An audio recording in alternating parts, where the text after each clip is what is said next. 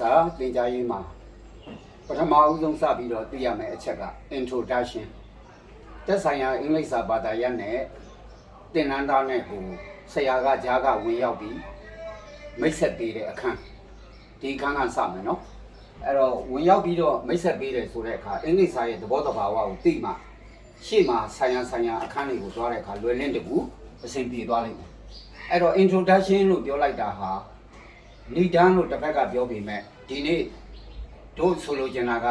တက်ဆိုင်ရာအင်္ဂလိပ်စာနဲ့သင်တန်းသားနဲ့မိတ်ဆက်ခြင်းဆိုတဲ့အခန်းပဲအဲ့တော့အင်္ဂလိပ်စာနဲ့သင်တန်းသားနဲ့မိတ်ဆက်တဲ့အခါသင်တန်းသားဒီအင်္ဂလိပ်စာဟာဘယ်လိုဘာသာစာပေလဲလို့ဥစွာပထမသိတဲ့နဲ့ထင်လို့เนาะဒီအခန်းကစပြီးဖွင့်ရတာဖြစ်တယ်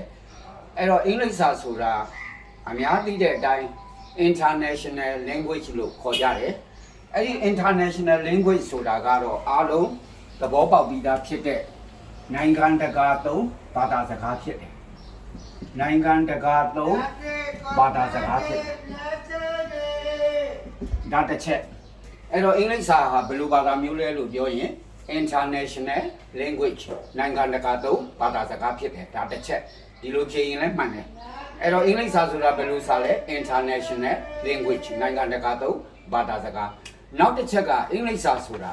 medium language medium language ဆိုတာဘာပြောတာလဲဆိုတော့ तू ကကြားဘာသာစကားလို့ဒီလိုနားလည်ပေးတဲ့ကြားဘာသာစကားဆိုတာကလူမျိုးတစ်မျိုးနဲ့တစ်မျိုးအကြောင်းမျိုးကြောင့်စီးပွားရေးလူမှုရေးပညာရေးအရေးပေါင်းစုံကိုဆက်တွယ်ဆက်ဆံတဲ့အခါမှာကြားကနေခုတုံးလုပ်ပြီးသုံးရတဲ့ဘာသာမို့လို့ medium language ကြားဘာသာစကားလို့လည်းဆိုနိုင်တယ်နောက်တစ်ချက်က common language ဆိုတာကြတော့လေမထူးပါဘူးသူကဘုံဘာသာစကားလို့ဆိုလိုတယ်အဲ့တော့အင်္ဂလိပ်စာဒီကမ္ဘာကြီးမှာရှိတဲ့လူမျိုးပေါင်းများစွာထဲမှာဘုံအဖြစ်နဲ့ကြားခံအဖြစ်နဲ့သုံးတဲ့သဘောတက်ရောက်လို့သူ့ကိုလူသုံးများလွန်းလို့သူ့ကိုဘုံဘာသာစကားလို့လည်းသတ်မှတ်ကြတယ်အဲ့တော့အင်္ဂလိပ်စာဆိုတာဘယ်လိုဘာသာစာပေလဲဘယ်လိုဘာသာမျိုးလဲလို့ဆိုလာရင်အင်္ဂလိပ်စာဆိုတာနိုင်ငံတကာသုံးဘာသာစကား international language နောက်တစ်ခုက medium language နောက်တစ်ခုက common language နောက်တစ်ခုကတော့လူတွေနေစဉ်နဲ့အမျှစီးပွားရေးကြီးပွားရေးဘာသာရေးပညာရေး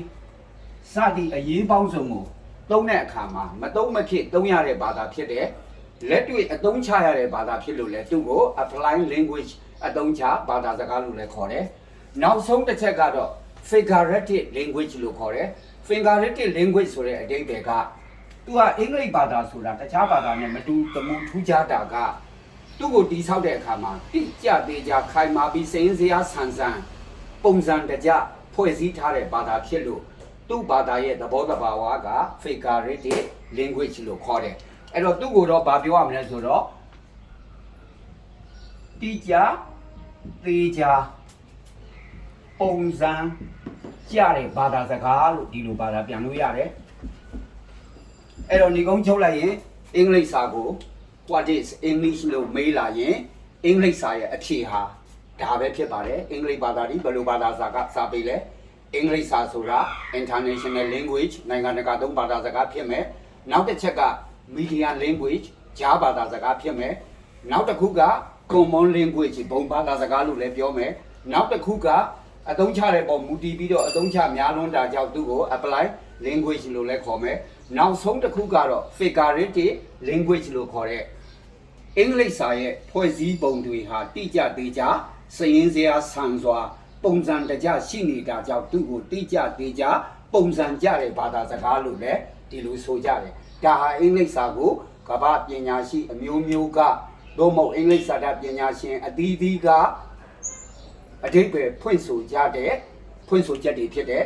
အဲ့တော့ဒီဖွင့်ဆိုချက်ထဲမှာဘယ်အရာမှလက်ရှိကမ္ဘာလူသားလောကနဲ့လုတ်ကျင်းသွားတာဘာမှမရှိဘူးဒီနေရာမှာအရေးကြီးဆုံးအချက်ကဒီဘာသာစကားလို့ခေါ်တာအရေးကြီးဆုံးဖြစ်တယ် figurative language ဒီဟာကိုသိမှဒီအင်္ဂလိပ်ဘာသာစကားရဲ့အနေအထားအခြေအနေအရရက်ကိုအသုံးချလို့ရမယ်ဒါကတော့လုံးဝအသုံးချခြင်းအဓိပ္ပာယ်ကိုဖော်ဆောင်ခြင်းဖြစ်တဲ့ international language ဆိုတာအသုံးချတဲ့သဘော medium language ဆိုတာလည်းအသုံးချတဲ့အခါမှာသုံးနှုန်းတဲ့သဘော common language apply language ဆိုတာလည်းအသုံးချတဲ့ဘာသာစကားနောက်ဆုံး star ပြထားတဲ့ဒီ figurative language ဆိုတာကအဓိကကျတဲ့ လက်တွေ့အင်္ဂလိပ်စာကိုလေ့လာတဲ့အခါမှာတတိထားရမယ်လိုက်နာရမယ်ကျင့်သုံးရမယ်အင်္ဂလိပ်စာရဲ့တိကျသေးချာဖွဲ့စည်းပုံသဘောတရားတွေကိုသင်ပေးမှဖြစ်တော့ဒီဘာသာစကားလို့ခေါ်တဲ့ဟာကသင်္นานသားနဲ့လက်တွေ့ဒိဋ္ဌဓမ္မထိတ်တိုက်တွေ့ဆုံရတဲ့အကြောင်းအရာဖြစ်မယ်အဲ့တော့ဒါဟာ introduction လို့ခေါ်တဲ့အင်္ဂလိပ်စာပေနဲ့သင်္นานသားနဲ့စတင်မိတ်ဆက်ပေးတဲ့အင်္ဂလိပ်စာဆိုတာဘယ်လိုဘာသာစာပေလဲဘယ်လောက်ထိလေးစားလိုက်နာကျင့်သုံးတဲ့နဲ့လဲဘယ်လောက်ထိအသုံးဝင်တယ်လဲစသဖြင့်ဒါကိုအခြေခံအဖြစ်ပြီးကောင်းပြီးသွားအောင်မိတ်ဆက်ပေးခြင်းလာဖြစ်တယ်အဲ့တော့ဒီအခန်းပြီးရင်နောက်တစ်ခန်းလာရမှာကအင်္ဂလိပ်စာပေကိုဒီမှာပြောထားတဲ့ figurative language တိကျသေးကြတဲ့ပုံစံနဲ့ဖွဲ့စည်းထားတဲ့ဘာသာစကားပါဆိုတော့ဒီဘာသာစကားတွေဖျုပ်ဖျက်ရိုင်နေတဲ့ပုံစံတွေတခုမှမရှိဘူးအတိအကျဖြစ်တယ်